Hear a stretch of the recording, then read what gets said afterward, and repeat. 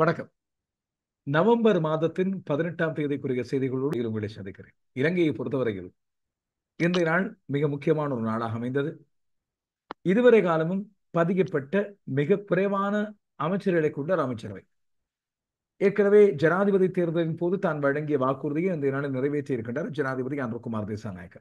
தேசிய மக்கள் சக்தி என்று சொல்லப்படுகின்ற ஜேவிபியின் தலைமையிலான இந்த கூட்டு இயக்கமானது கடந்த முன்னைய அரசாங்கங்களிலிருந்து தாங்கள் வேறுபட்டிருப்போம், தேவையற்ற அரசு செலவுகளை குறைத்து கட்டுக்குள்ளே கொண்டு வருவோம், அமைச்சர்கள், பிரதி அமைச்சர்கள், ராஜாங்க அமைச்சர்கள், அமைச்சரவை அந்தஸ்து அமைச்சர்கள் என்று பல்வேறுபட்டோராக இருக்கின்ற பதவி சலுகைகள் வழங்கப்படுகின்ற அத்தனை பேருடைய அந்த அரசியல் கலாச்சாரத்தையும் இல்லாமலாக்கி நாட்டு மக்களின் நலனுக்கு முன்னுரிமை வழங்குகின்ற ஒரு அரசாங்கம் ஒன்றை உருவாக்குவோம் என்று வாக்குறுதி வழங்கியிருந்தார்கள். அதன் அடிப்படையில் ஏற்கனவே நேற்றைய நாள் நான் உங்களுக்கு செய்திகளில் சொன்னது போல 22 பேர் அடங்கிய 25க்குள்ளே உள்ள ஒரு அமைச்சரவை ஒன்றை இன்றைய நாளில் பதவி பிரமாணம் செய்ய வைத்திருக்கின்றார் ஜனாதிபதி.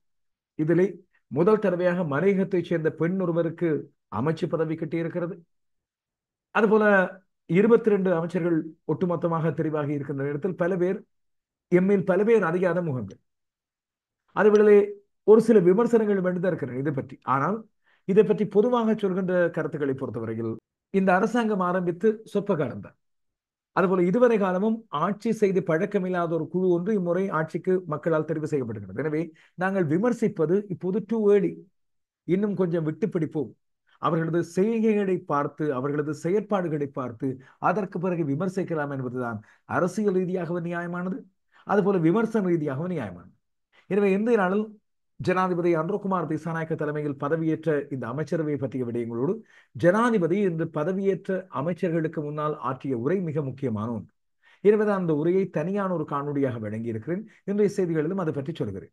மக்கள் வழங்கிய பலத்தை பற்றி அவர் சொல்லியிருக்கின்ற விடயம் மிக முக்கியமான ஒன்று, எல்லா அரசியல்வாதிகளும் மனதில் நிறுத்த வேண்டிய ஒன்று. இதுவேளை இந்த அமைச்சரவை பற்றி எழுந்திருக்கின்ற விமர்சனங்களை பற்றியும் உங்களுக்காக தெளிவாக சொல்ல போகிறேன். நான் ஏற்கனவே இது பற்றி ஒரு சின்ன கேள்வி ஒன்றை கேட்டிருந்தேன் உங்கள் மத்தியிலே. இந்த அமைச்சரவை பற்றி உங்களுடைய கருத்துக்கள் என்னென்று என்னுடைய தனியான விமர்சனத்தை வழங்கியிருக்கிறேன். இதில் ஒரு மிக முக்கியமான விடயத்தை உங்களுக்கு அழுத்தமாக சொல்ல வேண்டும். நான் இங்கே வழங்குகின்ற விமர்சனமானது, அதுபோல சமூக வலைத்தளங்களிலே நான் வழங்கி வருகின்ற விமர்சனம், தேர்தல் காலம் பிரசார காலம் ஒரு பக்கம் இருக்கட்டும். இப்பொழுது தேர்தல் முடிவடைந்திருக்கும் காலம். இன்னமும் என்னை அரசியல்வாதியாக அடையாளப்படுத்துவோர் இருக்கின்றார்கள், நிச்சயமாக அது உண்டு. அரசியல் இருக்கிறது எனக்குள்ளே, அரசியல் செயற்பாடுகள் நிச்சயமாக இருக்கும். ஆனால் நான் இப்போது முன்வைக்கின்ற விமர்சனங்களை பொறுத்தவரையில் ஒரு ஊடகவியலாளராக மட்டும் இருந்திருந்தால் என்ன விமர்சனங்களை முன்வைத்திருப்பேனோ, இல்லாவிட்டால் தனிநபராக இருந்திருந்தால் என்ன விமர்சனங்களை முன்வைத்திருப்பேனோ அதே விமர்சனங்களை தான் இப்போதும் மனசாட்சிப்படி வைத்திருக்கிறேன். இதிலே தனியே வாழ்த்துப்பா மட்டும்தான் பாட வேண்டும் என்றிருந்தால் நான் தேசிய மக்கள் சக்தியின் ஆதரவாளனாக அந்த கட்சியில இருந்து விட்டு போகிறேன். அந்த கட்சியில இருப்பவர்கள் கூட நிச்சயமாக விமர்சனங்களை முன்வைக்க வேண்டும், இதுதான் ஆரோக்கியமானது. அதுபோல நான் சார்ந்திருக்கின்ற அரசியல் கட்சியாக இருந்தாலும் இந்த விமர்சனங்கள் என்னுடைய நேர்மை திறனை நிச்சயமாக பரிசோதிக்கக்கூடியதாக இருக்கும். நான் அதிலும் நேர்மையான விமர்சனங்களை தான் முன்வைப்பேன் என்பதை இங்கே அழுத்தம் திருத்தமாக சொல்கிறேன். அது பற்றி விவரமாக பார்க்கலாம். இதே வேளையில் இலங்கையை பொறுத்தவரையில் தேசிய பட்டியல் பற்றிய சர்ச்சைகள் இன்னும் ஓய்வதாக இல்லை. ஐக்கிய மக்கள் கூட்டணி இன்னும் தன்னுடைய தேசிய பட்டியல் 5 உறுப்பினர்களை அறிவிக்கவில்லை. 19ஆம் தேதியான செவ்வாய்க்கிழமை மாலை வேளை வரை மட்டுமே பாராளுமன்றத்தில் செயற்படக்கூடிய தேசிய பட்டியல் உறுப்பினர்களை ஏற்றுக்கொள்ளலாம் என்று சொல்லி பாராளுமன்றம் அறிவித்திருக்கிறது. குறிப்பாக வர்த்தமானிப்படுத்த வேண்டும். தமிழரசு கட்சி, புதிய ஜனநாயக முன்னணி கேஸ் சிலிண்டர் சின்னத்திலே போட்டியிட கட்சி, அதை பற்றிய சுவாரஸ்யம் ஒன்று இருக்கிறது. அதை பற்றிய இழுபறி வழக்கு வரை போகும் போது தெரிகிறது. மூன்றாவதாக சர்வஜனாதிகாரம். இப்போது இதுவரை வெளிவராத தேசிய பட்டியல் உறுப்பினர்களின் விடையும் ஒன்றோடு ஒன்று சம்பந்தப்பட்டதாக இருக்கிறது. ஐக்கிய மக்கள் கூட்டணி, தமிழ் முற்போக்கு கூட்டணியின் தலைவர் மனோ கணேசனுக்கு இந்த தேசிய பட்டியலை வழங்குமா இல்லையா என்பது ஒரு சஸ்பென்ஸாக இருந்து கொண்டிருக்கிறது. இதுவரை புதிய ஜனநாயக முன்னணிக்கு கிடைத்த அந்த தேசிய பட்டியல் உறுப்பினர் பதவியை அந்த கட்சியை இப்போது வைத்திருக்கின்ற உரிமையானது ஒருவர் தான் சார்ந்திருக்கின்ற கட்சியின் தலைவருக்கு சொல்லாமலை பெற்றுக்கொண்டார் என்பதுதான் இப்போது அரசியல் வட்டாரங்களில் பரபரப்பாக பேசப்படுகின்ற விடயம். அது பற்றியும் பார்ப்போம். இன்னும் பல்வேறு விடயங்களில் ஜனாதிபதி மேற்கொள்ள போகின்ற முதலாவது வெளிநாட்டு விஜயம் பற்றிய செய்தியை இன்றைய தினம் மீண்டும் பதவியேற்றுக் கொண்ட வெளிவிவகார அமைச்சர் வெளியிட்டிருக்கிறார். அது எந்த நாடு என்று சொல்லி உங்களிடம் ஒரு சின்ன கேள்வி ஒன்றை ஆரம்பத்திலே செய்திகளில் கேட்டு விடுகிறேன். செய்திகளில் அதை பற்றி சொல்லும் போது சரியான விடை உங்களுக்கு தெரிய வரலாம்.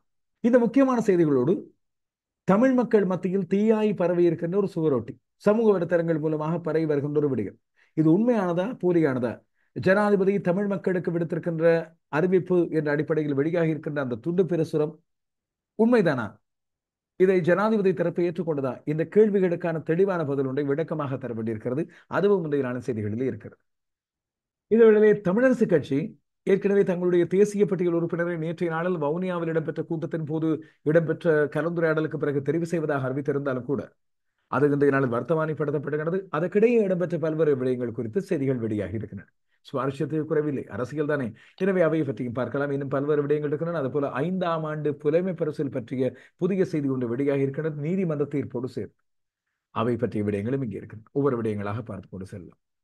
முதலில் நேற்றைய நாளில் இந்த தேர்தல் அலசல் எவ்வாறு அனுரகுமார் திசாநாயக்க ஜனாதிபதி அதுபோல அவரது கட்சியான தேசிய மக்கள் சக்தி ஆகியன ஒன்றாக சேர்ந்து இம்முறை ஒரு பெரிய ஒரு அரசியல் சுனாமியை கொண்டு வந்து அப்படி அனைத்து கட்சிகளையும் புரட்டி போட்டு விட்டன என்பது குறித்து சொல்கிறது.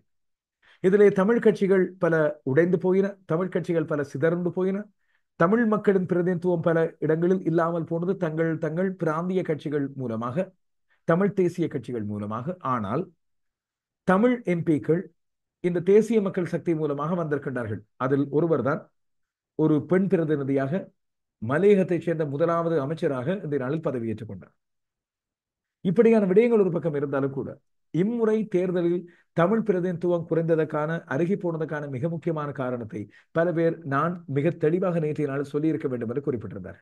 அதாவது வாக்குப்பதிவில் ஏற்பட்ட சரி உண்மைதான், அதை முழுவதுமாக நாங்கள் ஏற்றுக்கொள்ள வேண்டும். ஆனால் ஒவ்வொரு முறையும் ஜனாதிபதி தேர்தல் ஒன்று நடந்து முடிந்த பிறகு இடம்பெறுகின்ற பாராளுமன்ற தேர்தலில் இவ்வாறான வாக்குச்சரிவு இடம்பெறும். வாக்குப்பதிவுகளில் மிகப்பெரிய குறைவு ஒன்றை நாங்கள் காணலாம்.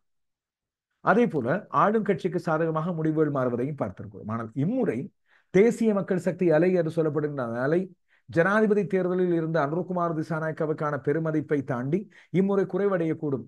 இது மக்கள் பிரதிநிதிகளுக்கான தேர்தலின் அடிப்படையில் இது குறைவாகத்தான் இருக்கும் என்று சொல்லி கருதுகிறது. ஆனால் பார்த்தால் மக்கள் அதைவிட அதிகமாக வாக்களித்திருந்தார்கள்.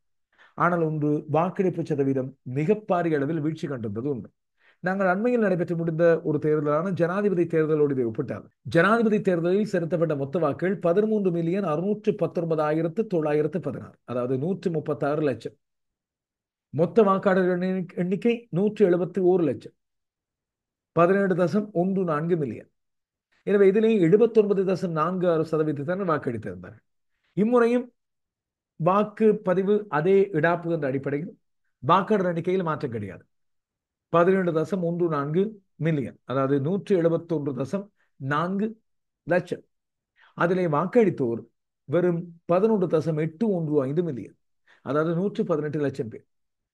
68.93% மாத்திரமே வாக்களித்திருக்கின்றார்கள். கடந்த ஜனாதிபதி தேர்தலில் வாக்களித்தோரில் 18 லட்சம் பேர் இம்முறை வாக்களிக்கவில்லை. இந்த 18 லட்சம் என்பது மிகப்பெரிய ஒரு எண்ணிக்கை. இதிலே பாதி பேர் அநேகமாக ஜனாதிபதிக்கும் தேசிய மக்கள் சக்திக்கும் எதிரானவர்களாக இருந்திருக்கலாம்.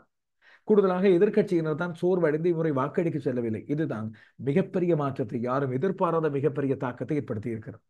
இதேவேளை ஒரு முக்கியமான விடயத்தை சொல்ல வேண்டும். இந்த வாக்குப்பதிவு கணிசமான முறையில் வீழ்ந்திருப்பதோடு சேர்த்து இந்த 10% அதிகமான வாக்குப்பதிவு வீழ்ச்சி மிக முக்கியமான காரணமாக அதிகமான தமிழ் பேசும் மக்கள் தங்களுடைய வாக்குகளை செலுத்தவில்லை என்று குறிப்பிடப்படுகிறது. ஒன்று, அவர்களுக்கு ஏற்கனவே ஜனாதிபதி ஒருவரை வழங்கிவிட்டோம், இன்னும் ஒரு வாக்கு போடும் அளவுக்கு உடம்பில் தெம்பு இல்லை, இப்போதைக்கு போக வேண்டாம் என்று யோசித்திருக்கலாம். இல்லாவிட்டால் இது ஒரு அர்த்தமில்லாத தேர்தல், தாங்கள் வாக்களித்து எதுவும் நடைபெறப் போவதில்லை என்ற அடிப்படையில் அவர்கள் தீர்மானித்திருக்கலாம். இவை அனைத்துமே ஜனநாயகத்துக்கும் எங்களது உரிமைகளுக்கும் பாதிப்பானவை என்ற விடயத்தை இங்கே சொல்ல வேண்டும். இதை விட இன்னொரு பக்கம், இந்த தமிழ் பேசுவோர் தமிழர்கள் என்று சொல்லி குறிப்பிடும் போது பல பேரும் இனவாதத்தை நாங்கள் கக்குகிறோம் என்று குறிப்பிடுகிறார்கள். இதற்கும் டில்வின் சில்வா வடக்கு கிழக்கு மக்கள் இனவாதத்தை விட்டு இனி வெளியே வர வேண்டும், இனவாதத்தை விட்டு தேசிய மக்கள் சக்திக்கு வாக்கெடுத்ததற்கு நன்றி என்று குறிப்பிடுவதற்கு எந்த வித்தியாசமும் கிடையாது. இனவாதம் என்பது வேறு, இனத்துக்கான பற்று, இனத்துக்கான உரிமை என்பது வேறு. நாங்கள் ஒடுக்கப்படுகின்ற இனமாக மிக நீண்ட காலம் வாழ்ந்திருக்கிறோம், இனங்களாக. எனவே அந்த ஒடுக்கப்படுகின்ற இனங்களுக்காகத்தான் உரிமை குரல் எடுப்பதற்காக கட்சிகள் உருவாக்கப்பட்டன. தேசிய கட்சிகளிலிருந்து வேறுபட்டு பிராந்திய கட்சிகளாக எந்தெந்த இடங்களில் எங்களது மொழி பேசுவோர் இருக்கின்றார்களோ, எந்தெந்த இடங்களில் எங்களது குடும்பங்கள் தனியாக விருந்து பறந்திருக்கின்றார்களோ, அதை அடிப்படையாக கொண்ட பிராந்திய கட்சிகள் உருவாகி இருந்தன. அது தமிழ் தேசியமாக இருக்கலாம், இல்லாவிட்டால் இந்த பக்கம் ஸ்ரீலங்கா முஸ்லிம் காங்கிரஸ் ஆரம்பித்து கொடுத்த அந்த விருச்சம் என்ற மரத்தோடு சேர்ந்த கட்சிகளாக இருக்கலாம். இவை அனைத்தையும் மக்கள் தெளிவாக புரிந்து கொள்ள வேண்டும். புதிய அரசாங்கம் எங்களுக்கு இடையில் இனபேதம் இல்லை, நாங்கள் எந்த விதத்திலும் மற்றவர்களிடம் வேறுபட்டவர்கள் கிடையாது.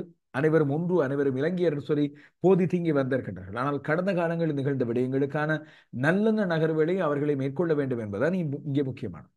இனிமேலும் இப்படி ஒரு பாதிப்பு வராது என்பதை அவர்கள் உறுதிப்படுத்தி தந்தால் அது ஒரு பாதி வெற்றி. அதற்காகத்தான் நாங்கள் நம்பிக்கை இனத்தோடு, கடந்த காலங்களில் இப்படி பல பேர் வந்தார்கள், இதுவரை நடக்கவில்லை, எனவே நம்பிக்கை இனத்தோடு நாங்கள் பார்த்திருக்கிறோம் என்ற விடயத்தை அழுத்தம் திருத்தமாக சொல்ல வேண்டியிருக்கிறது. இதற்கும் இனவாதத்துக்கும் இடையில் எந்த ஒரு தொடர்பும் கிடையாது. இரண்டும் ஏணி வைத்தால் அல்ல, ராக்கெட் அனுப்பினால் கூட எட்ட முடியாத தூரத்தில் இருக்கின்றன என்பதை தெளிவாக நீங்கள் புரிந்து கொள்ள வேண்டும். விமர்சிப்பு இப்பொழுது இதிலிருந்து மீள்வதற்கான வழி என்ன என்று சொன்னால், தோற்றுப்போன கட்சிகள் ஒன்றுடைய வேண்டும், தங்களது தோல்வியுற்ற கொள்கைகளை மாற்றி அமைக்க வேண்டும்.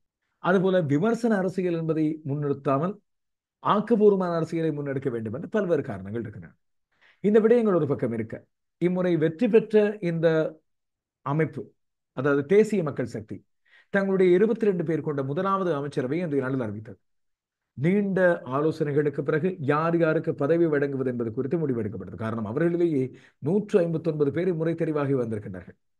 அதுபோல வெளியே இருந்து யாருடைய ஆதரவின் தேவையில்லை என்று மிக தெளிவாக பிரதமர் ஹரணி அமரசூரியவும் அமைச்சர் விஜித ஹேரத்தும் அறிவித்திருந்தார்.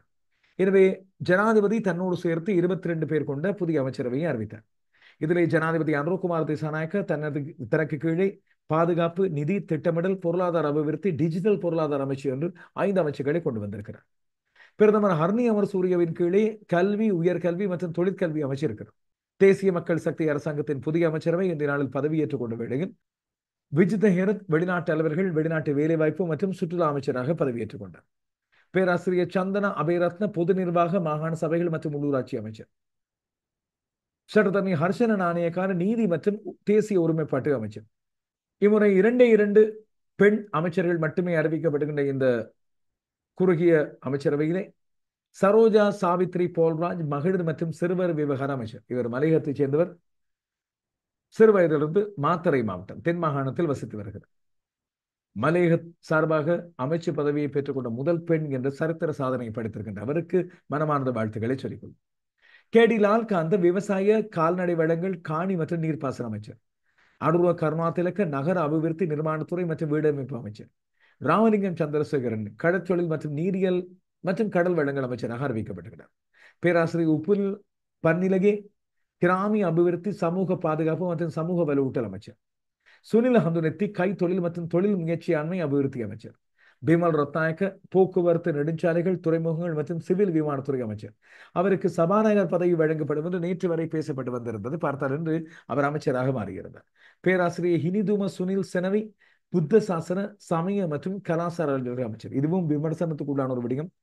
இலங்கையர் அனைவரும் இலங்கையர்கள், பேதம் எதுவும் இல்லை, அனைவரும் ஒன்றுபட்டு செயற்பட வேண்டும் என்று தெரிவித்து வந்த ஜனாதிபதி அனுரகுமார் திசாநாயக்க புத்த சாசனத்துக்கு தனியான அமைச்சர் ஒன்றை உருவாக்கி இருப்பதும், இந்த அரசியலமைப்பு சட்டத்தின் 9வது சரத்து புத்த சாசனத்துக்கு பௌத்த மதத்துக்கு மட்டும் முன்னுரிமை கொடுப்பதற்கான அந்த சரத்தை நீக்குவது பற்றி இதுவரை வெளிப்படையாக எதுவும் சொல்லவில்லை என்பதும் விமர்சனங்கள் இந்த நாளில் ஏற்படுத்தி இருக்கிறது.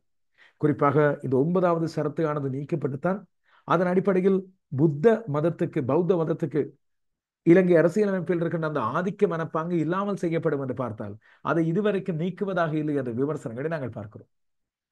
தொடர்கின்ற இனி அமைச்சரவையை நாங்கள் அவதானித்து பார்த்தோம் என்று சொன்னால், பேராசிரியர் கிருஷாந்த் அபேசேன விஞ்ஞான தொழில்நுட்ப அமைச்சர்.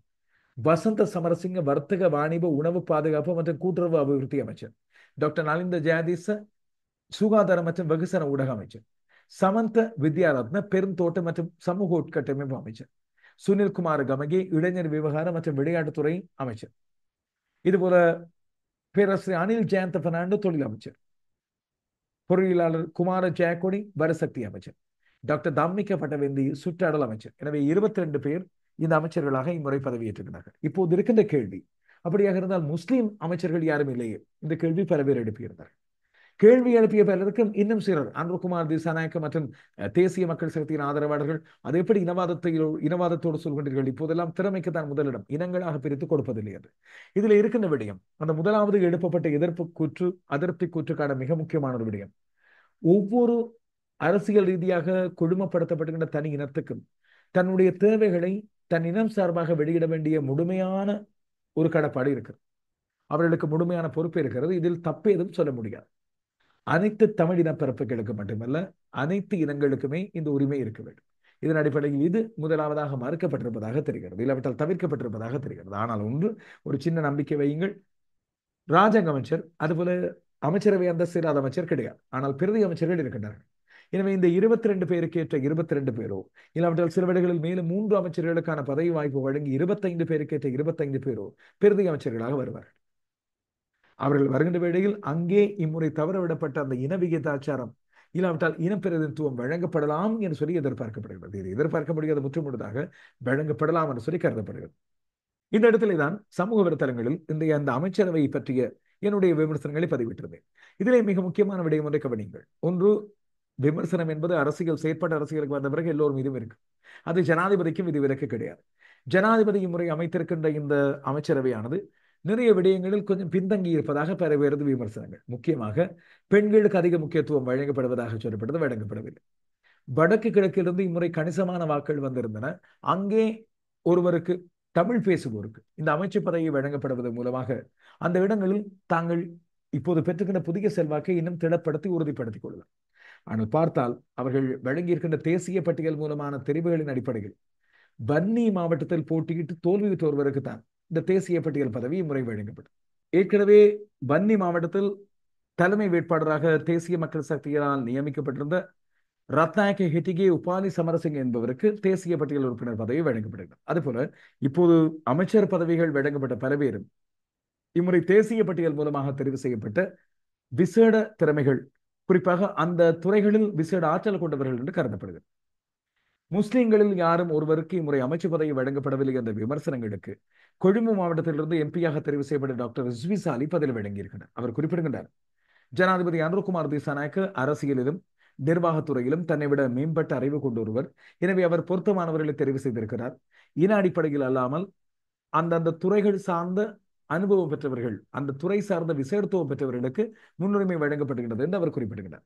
இம்முறை தேசிய பட்டியல் மூலமாக வந்த விமல் ரத்நாயக்க, டாக்டர் அருணா கருணாதிலக, பேராசிரியர் உபாலி பன்னிலகி மற்றும் அருண ஜெயசேகர், டாக்டர் ஹர்ஷன சூரிய பெரும, ராமலிங்கம் சந்திரசேகர், இப்படியான 7-8 பேருக்கு வாய்ப்புகள் கிடைத்திருக்கின்றன. எனவே அந்த தெரிவுகளை சரியாக தேசிய மக்கள் சக்தி செய்திருக்கலாம் என்று சொல்லி கருதப்படுகிறது. எனவே தான் நான் இதை குறிப்பிட்டேன். இம்முறை முதல் தடவையாக இவர்கள் இதுவரைக்கும் ஆண்டு அனுபவம் இல்லாதவர்கள்.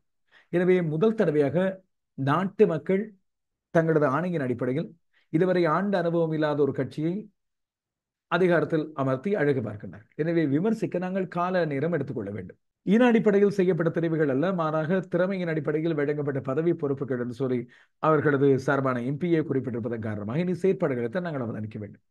22 பேர் கொண்ட அமைச்சரவை உருவாக்குவதற்கு முதல் நாங்கள் பாராட்டுகளை சொல்ல வேண்டும். நீண்ட ஜம்பு அமைச்சரவையெல்லாம் நாங்கள் பார்த்திருக்கிறோம் கடந்த காலங்களில்.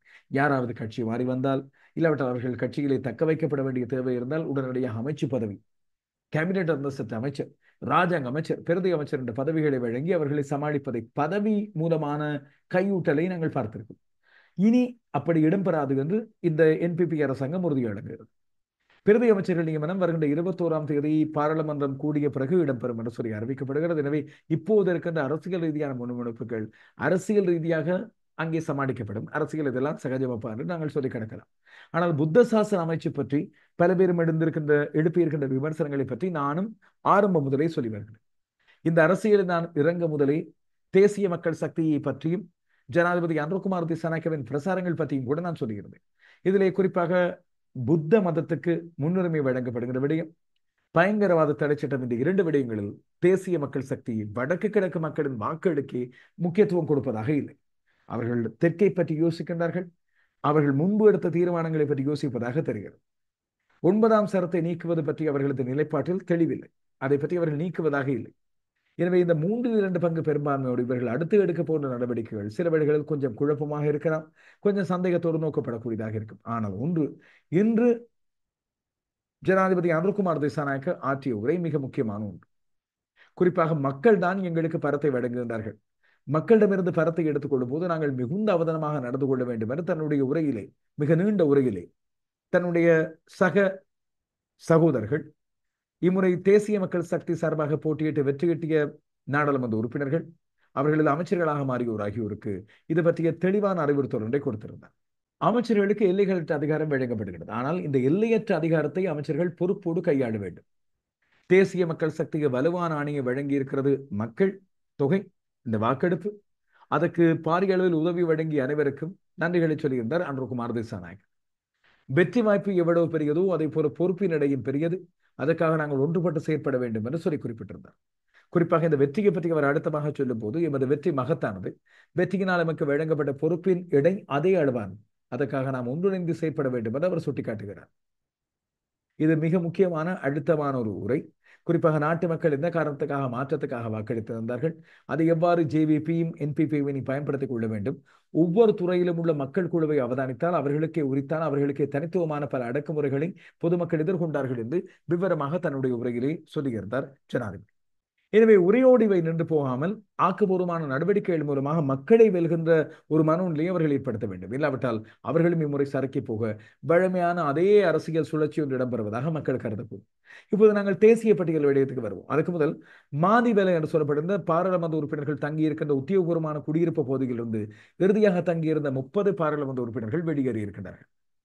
ஏற்கனவே 85 பாராளுமன்ற உறுப்பினர்கள் தோல்வியடைய செய்யப்பட்டார்கள். இதிலே அநேகர் தங்கியிருந்த மாதிவெல குடியிருப்பிலிருந்து பல பேர் இப்பொழுது வெளியேறி இருக்கின்றார்கள். பாராளுமன்ற பொதுத்தேர்தல் இடம்பெற்று முடிகின்ற இரவு பொழுதில் அத்தனை பேரும் தங்களுடைய குடியிருப்புகளை விட்டு வெளியே செல்ல வேண்டும் என்று பாராளுமன்ற செயலாளர் அறிவித்திருந்தார். இப்போது புதிதாக தெரிவு செய்யப்பட்ட பாராளுமன்ற உறுப்பினர்களுக்கு சுத்தப்படுத்தி அந்த மாதிவெல உத்தியோகபூர்வமான வீட்டு தொகுதியில் வீடுகளை வழங்க வேண்டும் என்ற அடிப்படையில் இப்பொழுது சுத்திகரிப்பு நடவடிக்கைகள் இடம்பெறும். இதில் எத்தனை பேர் தேசிய பட்டியல் மூலமாக வரப்போகின்றார்களோ என்ற கேள்வியோடு இருக்க, ஒரு பக்கம் இப்போது வழங்கப்பட்ட தேசிய பட்டியல் பற்றிய விடயங்கள் மற்றும் இதர சர்ச்சைகளை பற்றி பார்க்கலாம். இன்றைய நாளில் மிகுந்த பரபரப்பான சர்ச்சையோடும் கேள்வியோடும் பார்த்துக் கொண்டிருக்கிற விடயம், ஐக்கிய மக்கள் கூட்டணியின் சார்பாக 5 தேசிய பட்டியல் உறுப்பினர் பதவிகள் இருக்கிறன. ஏற்கனவே இம்தியாஸ் பாக்கீர் மாக்கார் மற்றும் ரஞ்சித் மத்தும பண்டார் ஆகியோருக்கு தங்கள் கட்சி சார்பாக இதை வழங்கிய பிறகு கூட்டணி கட்சிகள் 3க்கு வழங்குவது பற்றி நேற்று சொல்கிறது. ஒன்று தமிழ் முற்போக்கு கூட்டணியின் தலைவர் மனோ கணேசன். அவர் இம்முறை கொழும்பு மாவட்டத்திலிருந்து எம்பியாக வர முடியாமல் போனாலும் தேசிய பட்டியல் மூலமாக பாராளுமன்றத்துக்கு வருவது முக்கியம் என்று கருதப்படுகிறது. இரண்டாவது ஸ்ரீலங்கா முஸ்லிம் காங்கிரசுக்கு, மூன்றாவது அகில இலங்கை முஸ்லிம் காங்கிரசுக்கு. எனவே இவற்றுக்கான தேசிய பட்டியல் பதவிகள் வழங்கப்படுமாக இருந்தாலும் இன்று பகல் வேளையிலிருந்து இந்த நேரம் வரை அறிவிக்கவில்லை. நாளைய தினம், அதாவது செவ்வாய்க்கிழமை, ஐக்கிய மக்கள் கூட்டணியின் தலைவர் சஜித் பிரேமதாச அநேகமான நாடாளுமன்ற உறுப்பினர்களை சந்திக்கின்ற வேளையில் இது பற்றிய உண்மையான விடயங்கள் உத்தியோகபூர்வமான அறிக்கை வெளியாகும் என்று கருதப்படுகிறது. காரணம், நாளை மாலை வேளையில் தான் இந்த தேசிய பட்டியல் நியமனங்களை வர்த்தமானி செய்வதற்காக பெறப்படுகின்ற இறுதி நாளாக அமைய போகிறது. இந்த வேளையிலே புதிய ஜனநாயக முன்னணியின் தேசிய பட்டியல் பாராளுமன்ற உறுப்பினராக தனது பெயரை தானே தெரிவு செய்து ரவி கருணாநாயக்க எம்பி ஆகியிருக்கிறார். வர்த்தமானி அறிவித்தலும் வந்து முடிந்தது. இது மிகப்பெரிய ஒரு குழப்பத்தையும் கோபத்தையும் ஏற்படுத்தியிருக்கிறது புதிய ஜனநாயக முன்னணியின் கூட்டமைப்பில். சிலிண்டர் சின்னத்திலே போட்டியிட்டாலும் அவர்கள் பல்வேறு கட்சிகளை சேர்ந்தவர்கள். இந்த சிலிண்டர் கட்சி புதிய ஜனநாயக முன்னணி ரவி கருணாநாயக்கவுடைய சொந்த கட்சி, அவரது பெயரிலே தான் பதிவாகி இருக்கிறது. இதன் அடிப்படையில் தான் தன்னுடைய செயலாளர் மூலமாக தானே இந்த தேசிய பட்டியல் உறுப்பினர் பதவியை பெற்றுக்கொள்ள அவர் விண்ணப்பித்திருக்கிறார். உண்மையில் 2 பதவிகள் அங்கே இருக்கின்றன. இப்படி இருக்கும்போது ஐக்கிய தேசிய கட்சியின் தலைவர் ரணில் விக்ரமசிங்க மிகப்பெரிய அதிருப்தியை கொண்டு வந்திருக்கிறார் ரவி கருணாநாயக்க மீது. இந்த புதிய ஜனநாயக முன்னணி சிலிண்டர் சின்னத்தோடு கூடிய கட்சி டிரோன்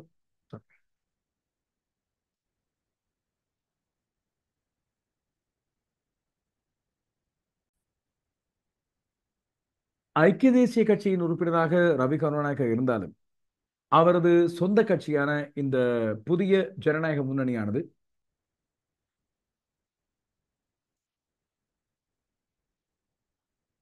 அவரது சொந்த கட்சியாக இருக்கிறது புதிய ஜனநாயக முன்னணி. எனவே இதன் அடிப்படையில் தான் ரணில் விக்ரமசிங்கவுக்கே குறிப்பிடாமல் இந்த பதவியை அவர் எடுத்துக்கொண்டார்.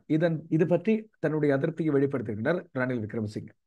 புதிய ஜனநாயக முன்னணியின் சார்பாக போட்டியிட்ட கூட்டணி கட்சியின் தலைவர்களும் பல பேர் இந்த பதவியை எதிர்பார்த்திருந்தார். இப்போது இது பற்றி அவர்களும் தங்களுடைய முறைப்பாட்டை முன்வைக்க ஜனாதிபதியாக முன்பிருந்த ரணில் விக்ரமசிங்க இது பற்றி விசாரணை நடத்தப் போவதாக அறிவித்திருக்கின்றனர். இந்த தேசிய பட்டியல் புதிய ஜனநாயக முன்னணியின் தேசிய பட்டியல் மூலமாக பெறப்பட்ட 2 ஆசனங்களில் ஒன்றைத்தான் ரவி கருணாநாயக்க எடுத்திருக்கிறார். இன்னும் ஒரு ஆசனம் அப்படி இருக்கிறது. இந்த 2 ஆசனங்களுக்கு எக்கச்சக்கமான போட்டி கட்சிக்குள்ளே இருந்தது. இந்த குழாமுக்குள்ளே இருக்கின்ற போட்டியின் அடிப்படையில் தங்களுக்கும் இந்த ஆசனங்கள் தேவை என்று சொல்லி பல பேரும் விரும்பி கேட்டிருந்ததாகவும் இந்த 2 ஆசனங்களையும் பெற்றுக்கொள்ள பல பேர் அங்கே போட்டியிடுகின்றார்கள். உள்ளே சிரேஷ்ட உறுப்பினர்கள், ஐக்கிய தேசிய கட்சியின் முன்னைய உறுப்பினர்கள், அதுபோல வேறு கட்சிகளிலிருந்து வந்து சேர்ந்து கொண்டோர், ஸ்ரீலங்கா பொதுஜன பெரமுனவின் முன்னாள் உறுப்பினர்கள் என்று பல பேர் மத்தியில் போட்டி.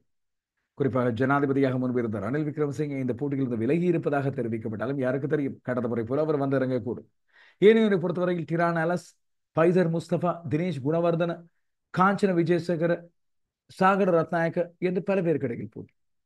அவர்கள் 3 ஆசனங்களை போட்டியிட்டு வந்தார்கள். கொழும்பில் எதுவே கிடைக்கவில்லை.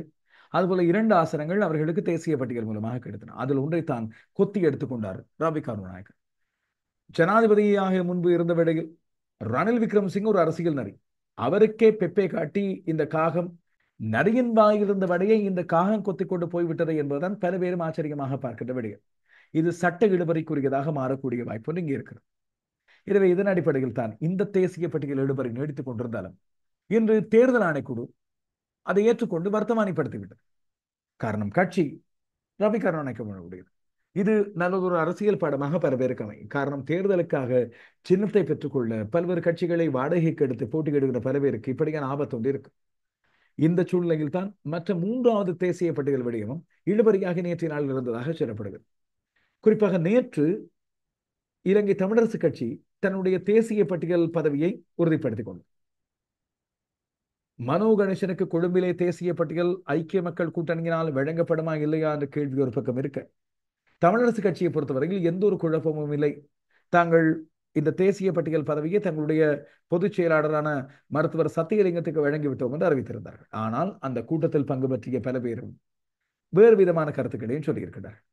குறிப்பாக தமிழரசு கட்சியின் தற்போதைய தலைவராக இருக்கின்ற, இன்னமும் பதவி விலகாமல் இருக்கின்ற முன்னாள் நாடாளுமன்ற உறுப்பினரான மாவை சீனாதிராஜா தனக்கு அந்த பதவி வேண்டும் என்று கேட்டிருந்ததாக ஒரு செய்தி. விடாமல் அவர்கள் கேட்டுக்கொண்டிருந்ததாகவும், அதுபோல ஒரு சிலர் தங்களுடைய எதிர்ப்பை வெளியிட்டாலும், குறிப்பாக மாவை சீனாதிராஜா மற்றும் ஸ்ரீதரன் ஆகியோர் எதிர்ப்பை வெளியிட்டாலும் பல பேர் சுமந்திரனுக்கு இந்த தேசிய பட்டியல் பதவி வழங்கப்பட வேண்டும் என்று கேட்டிருந்ததாகவும் சொல்லப்படுகிறது. ஆனால் மாவை சேனாதிராஜா 2 வருடங்களுக்காவது தனக்கு தருமாறு கேட்டு வேண்டி நின்றது மிகப்பெரிய ஒரு அரசியல் வேடிக்கை. இது மட்டுமில்லாமல் கட்சியின் நிர்வாக செயலாளரான குருநாயகமும் அந்த பதவியை பெற்றுக்கொள்ள முனைப்போடு இருந்திருக்கிறார். ஆனால் 70 வயதுக்கு மேற்பட்டவர்கள் இந்த பதவியை கோருவது நியாயம் அல்ல, இளையோருக்கு இந்த பதவி வழங்கப்பட வேண்டும் என்று தொடர்ச்சியாக வலியுறுத்தி வந்திருந்தார் அவைத் தலைவராக வடமாகாண சபையில் முன்பு இருந்த CVK சிவஞானம். இதையடுத்து இந்த கோரிக்கைகள் பெரிய அளவில் ஏற்றுக்கொள்ளப்படாமல் குருநாயகம் விலகி இருந்தாலும் மாவை சீனாதிராஜா விடாப்பிடியாக இருந்ததாக சொல்லப்படுகிறது.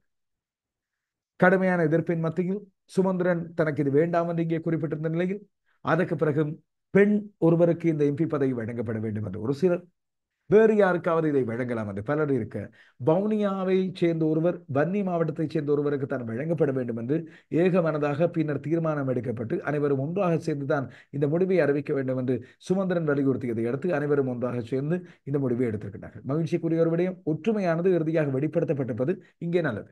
எனவே இதன் அடிப்படையில் இறுதியாக ஏகமனதாக அனைவரும் ஒன்றாக சேர்ந்து மருத்துவர் சத்தியலிங்கத்தை தெரிவு செய்திருக்கிறார்கள். ஐக்கிய மக்கள் கூட்டணி சார்பாக இந்த தேசிய பட்டியல் பதவிகளை பெற்றுக்கொள்ள பல பேர் முனைப்போட்டிருப்பதாக தெரிகிறது.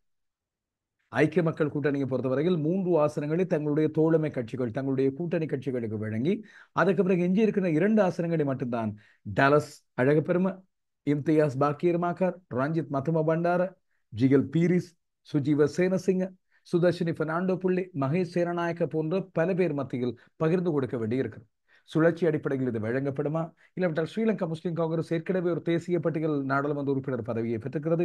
எனவே அது அங்கே பயன்படுத்த இங்கே 2 ஏனைய கூட்டணி கட்சிகளான மனோ கணேசனின் தமிழ் முற்போக்கு கூட்டணிக்கும் ரிஷாத் பதியுதீனின் கட்சிக்கும் பகிர்ந்து ஒவ்வொன்றை வழங்குவது என்பது குறித்து முடிவெடுக்கப்படுமா என்பதுதான் இப்போது குழப்பமான விடயம்.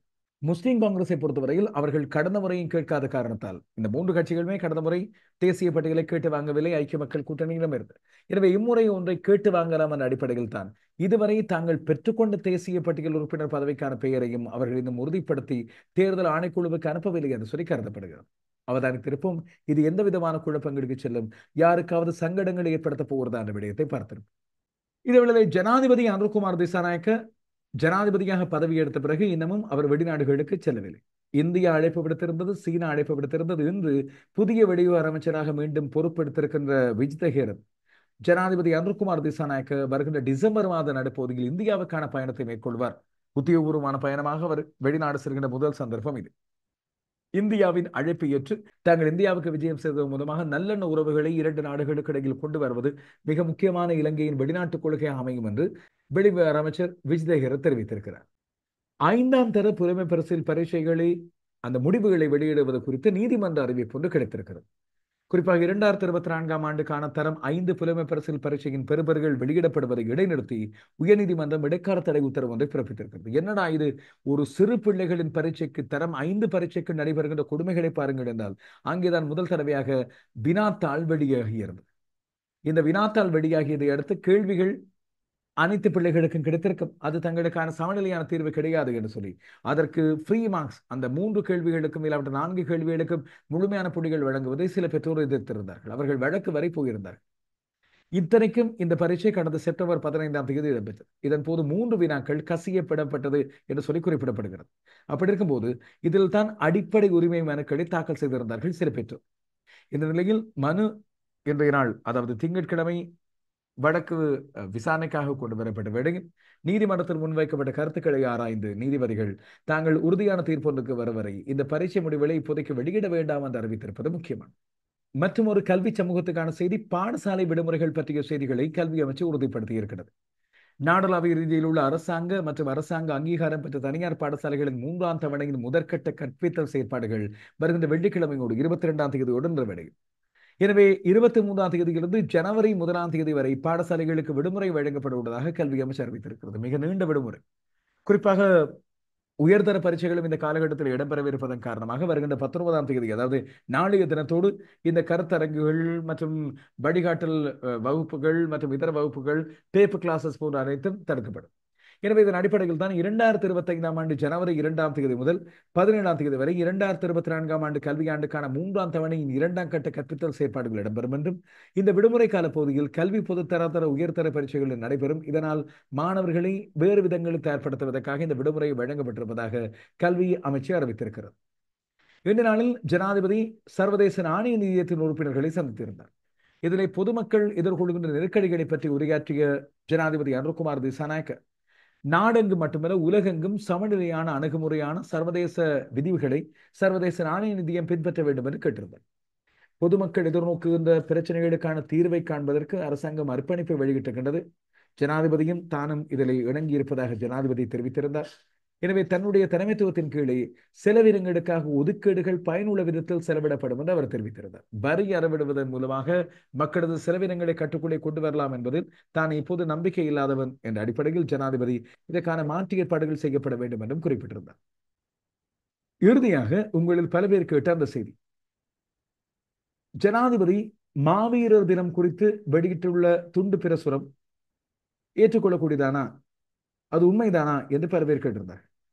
இது மிக மிக போலியானது என்பதை தெளிவுபடுத்தி இருக்கிறோம், இப்பொழுது உறுதிப்படுத்தி இருக்கிறோம். குறிப்பாக தமிழ் மக்களுக்கு ஜனாதிபதி அனுர்குமார் திசாநாயக்க அறிக்கை ஒன்றை வெளியிட்டிருப்பதாக ஒரு துண்டு பிரசுரம் மஞ்சள் நிறத்திலே சமூக வலைத்தளங்களில் இந்த நாளில் பதிவாகி இருந்தது. இந்த அறிக்கை ஒன்று ஜனாதிபதி தரப்பிலிருந்து வெளியிடப்படவில்லை என்று ஜனாதிபதி ஊடகப் பிரிவு அறிவித்திருக்கிறது. இதிலே குறிப்பிடப்படுகின்ற மிக முக்கியமான விடயம், தமிழ் மக்களுக்கு வணக்கம். நீண்ட நெடிய காலமாக நமது சுதந்திரத்துக்காக போராடி பல்லாயிரக்கணக்கான உயிர்களை இழந்து வாழ்ந்து வரும் தமிழ் மக்களை, போரின் போது உயிர் நீத்த உங்களின் பிள்ளைகள், பெற்றோர்கள், நண்பர்கள், உறவினர்களை இந்த மாதத்தில் பல இன்னல்களுக்கு மத்தியிலும் வணங்கி வந்திருக்கின்றீர்கள். இவ்வாண்டு முதல் இந்த நவம்பர் மாதத்தில் உங்களுக்காக உயிர்கொலை தியாகம் செய்தவர்களை நீங்கள் எந்த விதமான தடைகளும் இன்றி நிம்மதியாகவும் மிகவும் பாதுகாப்பாகவும் நினைவு கூற முடியும் என்பதோடு என்று சொல்லி அந்த விடயம் தொடர்கிறது. இதிலே 2-3 போலி விடயங்கள் இலகுவாக ஆகப்படும். ஒன்று, ஜனாதிபதி உத்தியோகபூர்வமான தகவல்களை தன்னுடைய ஊடகப் பிரிவு மூலமாக வெளியிடுவார். அவ்வாறு வெளியாகவில்லை. 2வது, அவருடைய பெயர் படுபிழையாக தமிழிலே பதிக்கப்பட்டுகிறது. எனவே இப்படியான போலி செய்திகளை உருவாக்குவரின் நோக்கம் என்ன? மக்களை குழப்பத்தில் கொண்டு வருவா, அரசாங்கத்தை குழப்பத்திலே கொண்டு வருவா, மக்களுக்கும் அரசாங்கத்துக்கும் இடையிலான வெறுப்புணர்வு ஒன்றை உருவாக்குவதா, குறிப்பாக தமிழ் பேசும் மக்களுக்கும் அரசாங்கத்துக்கும் இடையிலான வெறுப்புணர்வு ஒன்றை உருவாக்குவதா என்று பல்வேறு கேள்விகள். இதை அரசாங்கம் ஏற்றுக்கொண்டால் தமிழ் மக்கள் மத்தியில் நல்ல பெயர் இருக்கும். ஆனால் தெற்கை பொறுத்தவரையில் சிங்கள மக்கள் வெகுண்டுள்ளக்கூடிய வாய்ப்பு இருக்கும். இல்லை, நாங்கள் இவ்வாறான செய்தி ஒன்றை வெளியிடவில்லை, இது அரசாங்கத்தின் நோக்கமும் கிடையாது என்று சொல்லி ஜனாதிபதி இதற்கான மறுபறிக்கையை கொண்டு வந்தால் அது தமிழ் மக்கள் மத்தியில் ஜனாதிபதியுடனான கசப்புணர்வை அதிகரிக்கும். எனவே இந்த விடயம் மிக சூட்சுமமாக உருவாக்கப்பட்ட ஒரு விடயம் என்பதோடு ஜனாதிபதி இந்த உத்தியோகபூர்வமான இதற்கான மறுப்பறிக்கை வெளியிடவில்லை. அதுவும் அரசியல் சார்ந்ததாகவே கருதப்படுகிறது. ஆனால் ஜனாதிபதி ஊடக பிரிவு இப்படியான எந்த ஒரு ஊடக வெளியீடும் ஜனாதிபதியினால் வெளியிடப்படவில்லை என்று உறுதிப்படுத்தி இருக்கிறது. இறுதியாக தேர்தல் ஆணைக்குழு தேர்தல் ஆணையாளர் நாயகமான சமன் ஸ்ரீ ரத்நாயக்க இம்முறை பொதுத் தேர்தலில் போட்டியிட்ட 8,821 வேட்பாளர்களும் வருகின்ற 21 நாட்களுக்குள் தேர்தல் பிரசாரங்கள் தொடர்பான விவரங்களை தேர்தல் ஆணைக்குழுவுக்கு சமர்ப்பிக்க வேண்டும். ஜனாதிபதி தேர்தல் கேட்டிருந்தார்களே இந்த வரவு செலவு கணக்கு விவரங்கள், அதே போல நிதி அறிக்கைகளை தங்களுக்கு முழுமையாக தேர்தல் ஆணைக்குழுவுக்கு தனித்தனியாக வேட்பாளர்களை வழங்குமாறு கோரியிருக்கின்றார்கள். இந்த பொது தேர்தலானது நீதியானதும் சுதந்திரமானதுமான வகையில் நிறைவடைந்திருக்கிறது. எந்த ஒரு வன்முறை சம்பவங்களும் பாரிய அளவில் பதிவாகவில்லை. அதே போல தேர்தல் முடிந்த பிறகு வேட்பாளர்கள் இந்த விடயங்களை தங்களுக்கு வழங்குவதன் மூலமாக தேர்தல் சரியான முறையில் முழுமை பெற்றது என்பதை உறுதிப்படுத்தி தரலாம், மக்களுக்கு வெளிப்படுத்தலாம், ஜனநாயகத்தின் கூறுகளை அடிப்படையாக கொண்டு வரலாம் என்று சொல்லி அவர் வலியுறுத்தியிருக்கின்றார். இந்த செய்திகள் பற்றிய உங்களுடைய கருத்துக்கள், விமர்சனங்கள் ஆகியவற்றை எதிர்பார்த்திருக்கிறேன். இதுபோல நீங்கள் எழுப்ப வேண்டிய கேள்விகள், இந்த செய்தி தொகுப்பு தொடர்பாக உங்களுக்கு இருக்கின்ற கருத்துக்கள் போன்றவற்றை தாராளமாக கமெண்ட்ஸ் மூலமாக வழங்கலாம். மீண்டும் சந்திப்போம்.